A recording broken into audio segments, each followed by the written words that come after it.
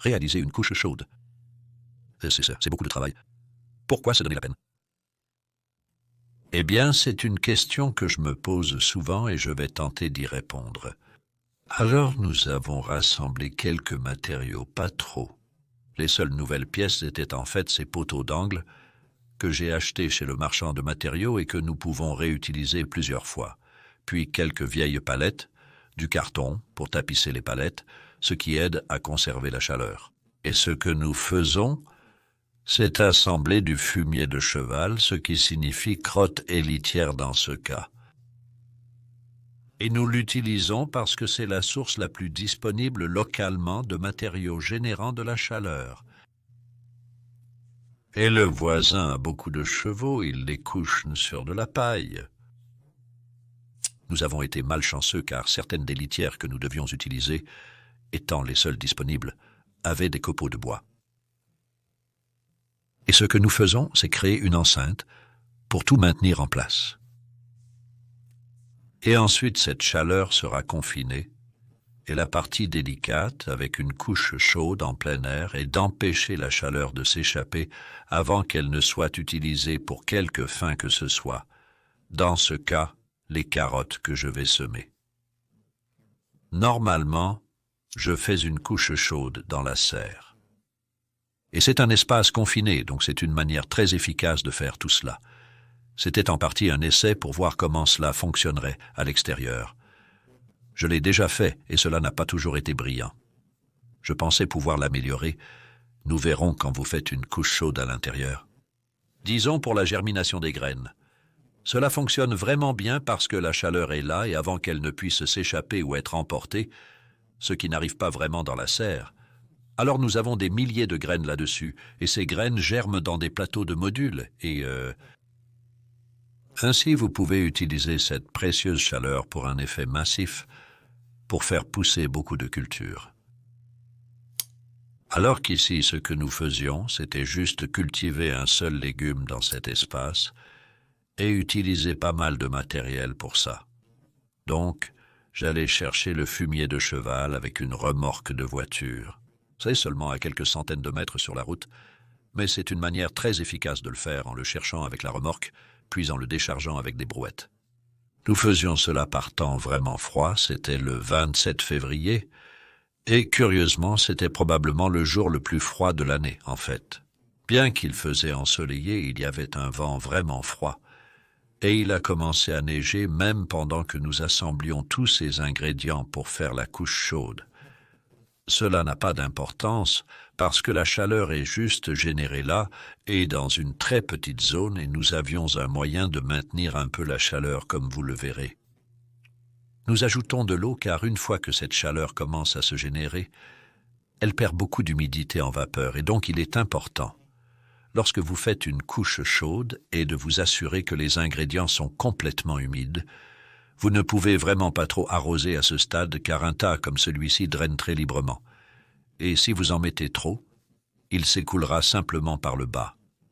Mais vous voulez que vos matériaux soient complètement humides. Et le carton aide également à cela ainsi qu'à conserver la chaleur.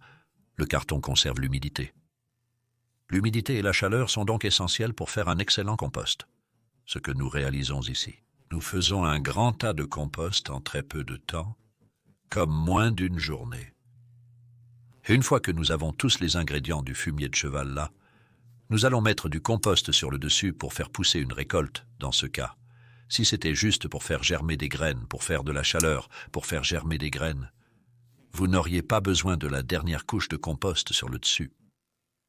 Nous le piétinons parce que cela assure que nous avons un tas vraiment plein. Vous savez, nous avons besoin de beaucoup de matières premières ici. La taille de ce tas, 1,2 mètres carrés, c'est à peu près 4 pieds carrés et je dirais à peu près un minimum pour une couche chaude de ce genre. Si vous en aviez une plus petite, elle deviendrait toujours chaude, mais elle ne garderait pas la chaleur aussi longtemps. Ça a maintenu un bon niveau de chaleur pendant environ 5 semaines, et moins que cela, vous savez, vous allez manquer de chaleur avant qu'il n'ait eu assez d'effet sur ce que vous essayez de faire pousser, de cultiver. Donc ici, nous déversons un peu de mon compost fait maison qui a entre 6 et 10 mois, je pense, et c'est le milieu dans lequel les carottes, dans ce cas, vont pousser. Si vous aviez plus de compost que moi, cela n'aurait pas fait de mal, en fait. C'était environ une quantité de 15 cm sur le fumier de cheval. C'est un minimum, je dirais, encore une fois. Je le tasse, parce que vous ne pouvez pas compacter le compost. Vous savez, le compost est tellement plein d'air et de structure, ce n'est pas comme le sol. Et vous voulez qu'il soit ferme même pour quelque chose comme les carottes, vous verrez que cela fonctionne bien et cela signifie encore une fois que les racines ont quelque chose de solide dans lequel s'enfoncer. Elles ne sont pas en train de se bousculer dans de l'air moelleux. Toutes les racines aiment des conditions fermes pour pousser. Donc voilà, nous sommes maintenant prêts à pousser, nous avons du compost préchauffé par le bas et voyons ce qui se passe. Cela fait maintenant 6 jours que nous avons créé ce lit chaud et il a déjà beaucoup baissé. Nous avons eu un temps fantastique depuis lors en termes de neige. Tout était blanc. La chaleur n'avait pas commencé, mais elle est désormais là. Après 6 jours, vous voyez que cette sonde de thermomètre mesure 30 cm de long, soit un pied, et que la température indique un bon 50 degrés Celsius. C'est environ 135 degrés Fahrenheit, je pense. Il y a donc beaucoup de chaleur ici, et je peux en fait sentir la surface du compost qui est agréablement chaud. Donc je vais semer quelques carottes. Et le compost ici commence à se décomposer un peu. Nous avons mis ce compost fait maison légèrement grumeleux, et la qualité, je pense que dans les yeux de beaucoup de gens pour semer des carottes, c'est un peu grumeleux. Je pense que ça ira quand même. D'après mon expérience, ce genre de choses est acceptable. Je retire ces planches car elles ne sont plus nécessaires. Et vous pourrez voir ce qui se passe. J'ai besoin de celle-ci, elle est plus profonde.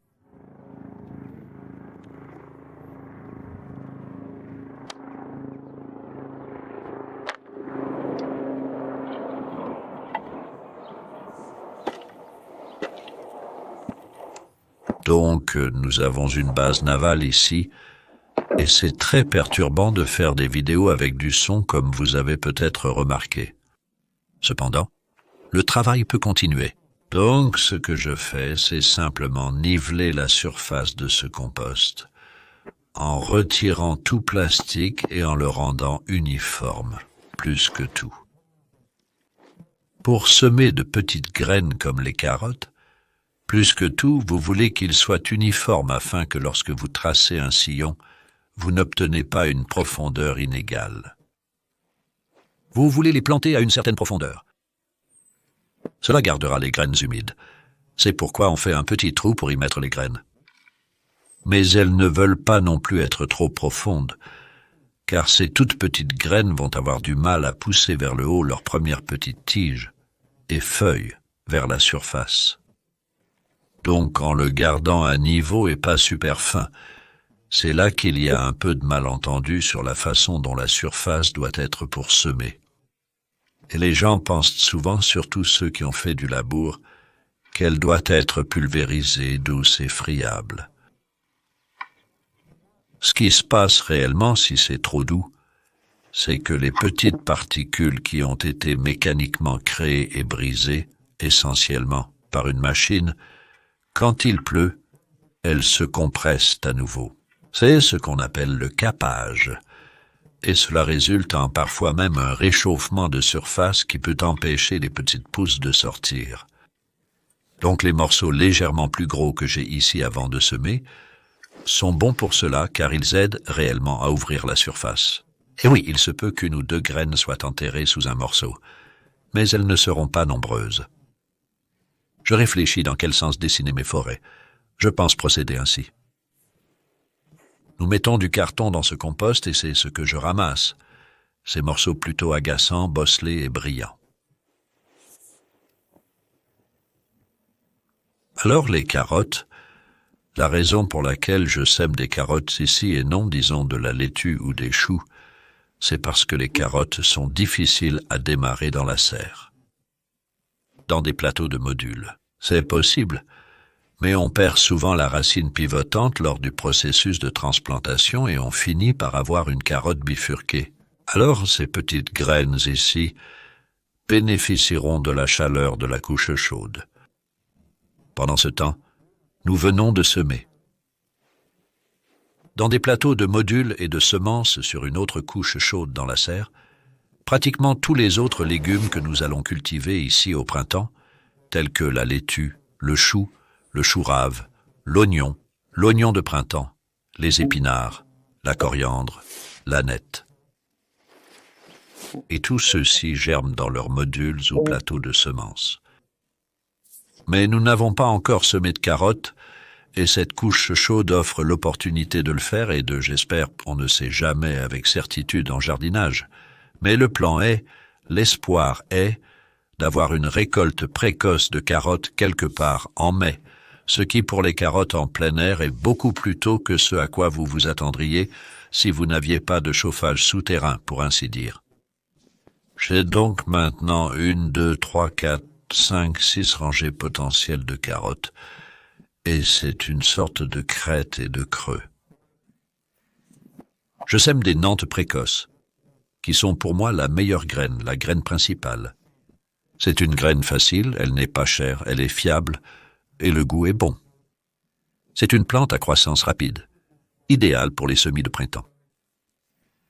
Et j'utilise en fait des graines biodynamiques, car j'ai trouvé cette entreprise en Allemagne, Bingenheimer, leurs graines, elles veulent juste pousser. Elles ont une certaine vigueur en elles. L'année dernière, les carottes de Bingenheimer ont eu la meilleure croissance parmi toutes nos cultures. D'accord, maintenant je vais juste devoir grimper ici pour atteindre ce côté. Je dis que je suis de ce côté parce que alors vous pouvez voir plus clairement que je suis en train de réfléchir. Je sème un peu plus épais que ce que je recommanderais normalement, parce que c'est une ressource assez précieuse que j'utilise ici, cette couche chaude. Il a fallu beaucoup de temps et d'efforts, de matériaux pour la créer. Donc, je veux m'assurer qu'elle va produire beaucoup de nourriture. Et si toutes ces carottes germent avec succès, alors nous les éclaircissons simplement. Alors que si elles ne le font pas, vous savez, nous avons un peu perdu notre temps. Donc, d'où l'ensemencement plus épais. Et la beauté des carottes, si vous avez semé trop épais, ne paniquez pas. Arrachez les plus grandes après 6 à 8 semaines, quand elles commencent de toutes à pousser et à paraître fortes. Si vous passez simplement et retirez les plus grandes, vous aurez des petites baby carottes à manger très tôt. Elles ne rempliront pas toute une assiette, mais vraiment valables à une époque de l'année où chaque petit goût de carotte est si précieux. Donc, ce sont 4 rangées terminées. Il me reste juste à faire les 2 dernières, quelques graines de plus. Ensuite, je vais juste ratisser. Un dernier point à considérer. Est-ce que je couvre ceci, disons, avec une cloche ou avec de la polaire?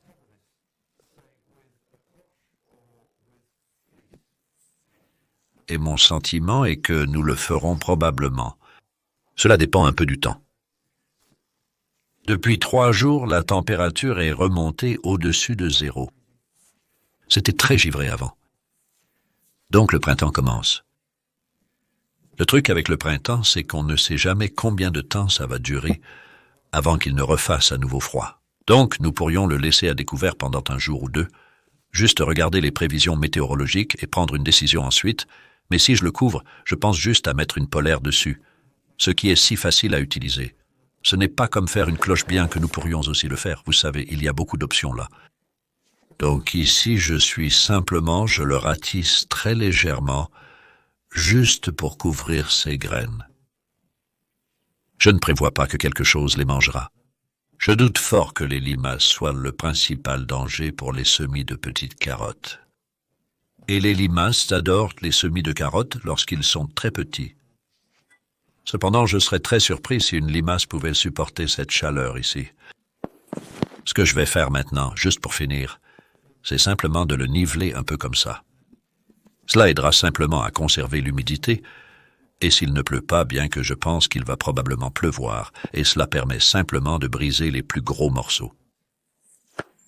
Et c'est essentiellement cela maintenant, à part le recouvrir si nous le faisons. Si nous couvrons, nous vous montrerons. Et je ne prévois pas beaucoup de graines de mauvaises herbes, car c'est du compost fait maison qui a été assez chaud l'automne dernier. J'espère que je ne vais pas me tromper sur ce point. Donc, s'il n'y a pas beaucoup de graines de mauvaises herbes, c'est un autre gros travail inutile. Le prochain travail, à part couvrir, pourrait potentiellement être de faire une récolte. Mais attendons de voir.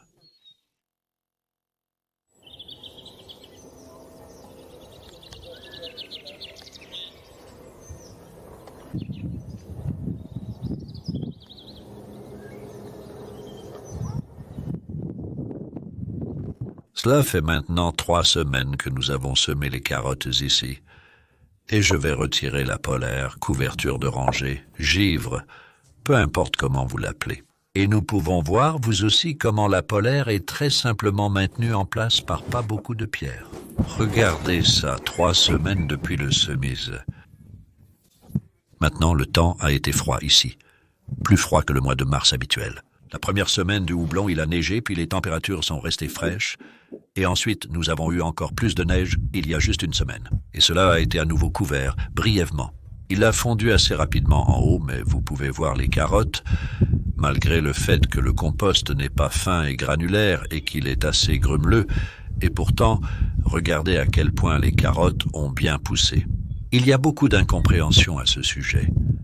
Comment, vous savez, les graines n'ont pas besoin d'avoir un sol super lisse et super fin, labouré, rototillé, peu importe, tant qu'il y a du matériel doux et fibreux parmi les plus grosses masses, ou même des morceaux de carton ici et des morceaux de bois, vous savez, il y a un peu de tout dans ce compost, ce qui aide en fait à le garder ouvert et aéré. Il sera intéressant plus tard de voir à quel point les racines se sont bien enfoncées dedans. Je veux aussi simplement souligner 1 ou 2 mauvaises herbes.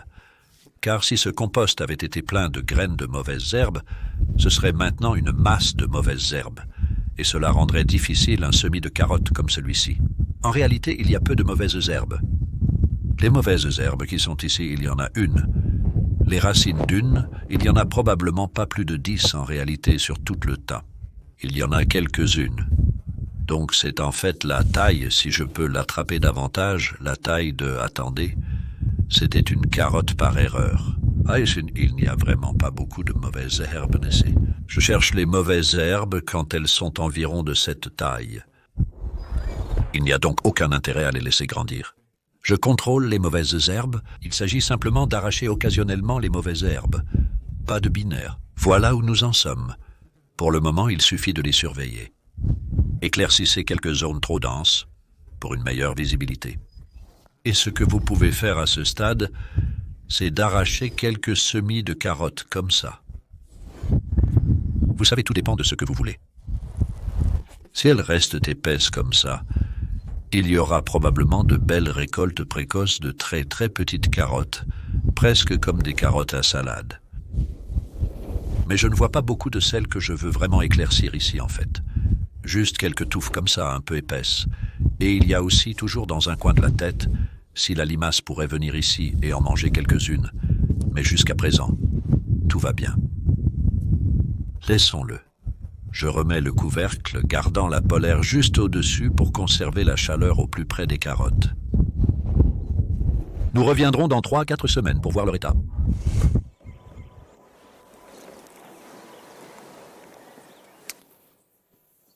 C'est un mois plus tard, nous sommes le 9 mai aujourd'hui. Donc nous avons eu un temps très changeant. Les carottes en plein air sont à peu près de cette hauteur, donc cela fait clairement une différence significative. La chaleur venant du dessous, les restes du tas de fumier. Nous avons un thermomètre là-dedans et il indique toujours, en fait c'est ici que je peux vous montrer, environ 35 degrés.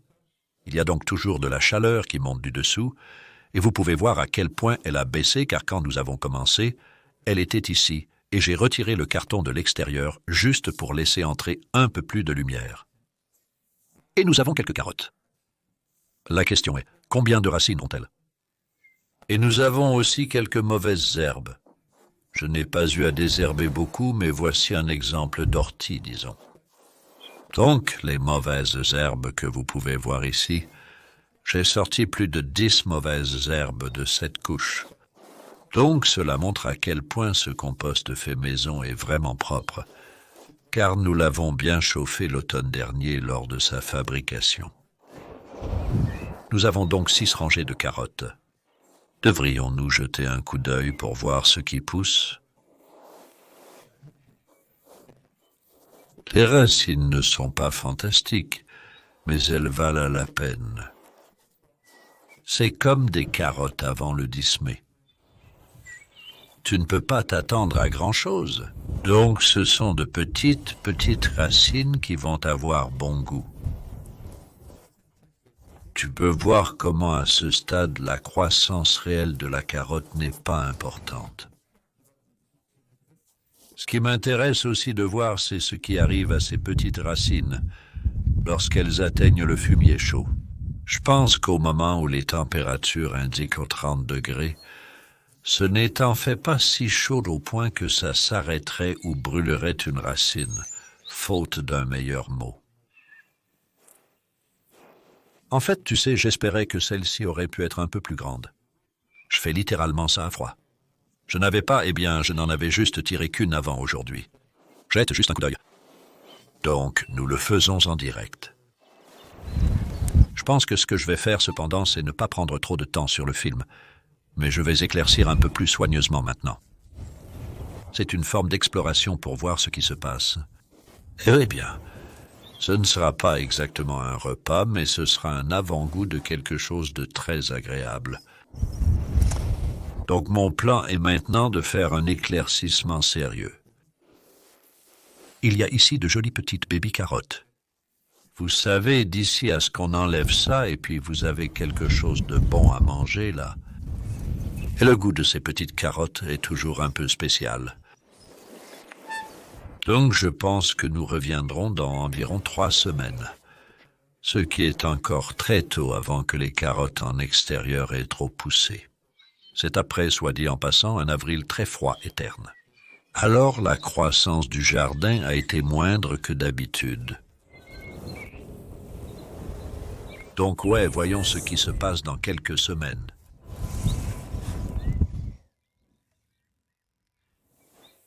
Donc maintenant, nous sommes le 4 juin, et presque 4 semaines plus tard. Il y a eu de la croissance ici. Ces carottes m'ont déçu, je l'avoue. Et il a été intéressant de se demander exactement pourquoi.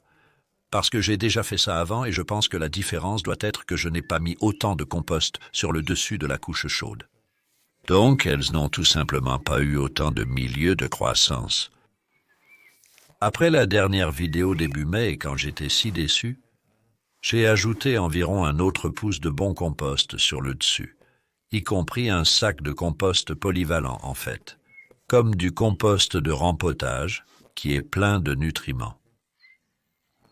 Mais je pense que c'est juste le manque d'épaisseur ou de profondeur que les carottes n'ont pas eu avant de descendre dans le fumier assez chaud. Il n'y a pas de problème en ce qui concerne les plantes qui poussent dans le fumier. C'est juste la partie pivot de la carotte, celle que nous voulons manger. Elle n'est pas présente. Alors ce que j'ai fait depuis, en fait, hier, j'ai planté cette courge qui est une courge d'hiver, Marina di Chioggia. Et l'idée est que cela va grandir et se répandre. Elle peut remplir tout cet espace et même retomber sur les côtés de la couche, sur les palettes. En grandissant, on retirera simplement les carottes autour, comme je le fais maintenant. Vous pouvez donc voir à quoi elles ressemblent. Il y en a des très petites et d'autres raisonnables. Nous avons en fait pris pas mal de repas de cette couche entre-temps, mais vous pouvez voir qu'aucune des carottes n'obtient de longueur. Elles grandissent et s'étoffent un peu, mais pas substantiellement en termes de longueur. Je pense qu'elles ont peut-être juste été un peu freinées au début, et cela a peut-être même tué la racine pivot, ou non, tué est le mauvais mot, mais arrêté son développement ou plus. Donc nous avons juste ces carottes qui deviennent plus grosses, mais pas plus longues. Et pour finir, j'ai pensé que ce serait intéressant de tirer juste 1 ou 2 carottes d'un petit lit à côté du monticule ici, que nous avons fait le même jour, en fait pratiquement fin février. Et celle-ci est juste un lit de compost où les carottes ont été semées directement dans le nouveau compost. Et vous pouvez voir la différence? Elle est légèrement courbée, probablement après avoir heurté un morceau de compost. Mais en gros, cela développe une véritable racine pivot par rapport à celles-ci qui ont été semées plus tôt. Et vous pouvez voir qu'elles sont plus grosses. Les nouveaux semis poussent vite, mais il y a encore de quoi manger sur les anciens. Alors tirez les conclusions que vous voulez de cela. Pour moi, ce fut une expérience des plus enrichissantes. Et je pense que je suis convaincu que notre plante de courge produira une abondante récolte pour l'hiver. Donc, cela nous offre une nouvelle opportunité, si vous voulez. Bien que le résultat de ce petit essai avec la couche chaude et les carottes n'ait pas été ce que j'aurais espéré, je pense que nous avons beaucoup appris. Les couches chaudes offrent des possibilités fascinantes. Regardez la prochaine vidéo que nous réalisons sur l'utilisation d'anciens ingrédients de couches chaudes pour créer ce que j'appelle un lit chaud, et nous y plantons des aubergines. C'est donc une variation sur le sujet, et je pense que celui-ci va avoir un résultat plus positif. Jetez un coup d'œil.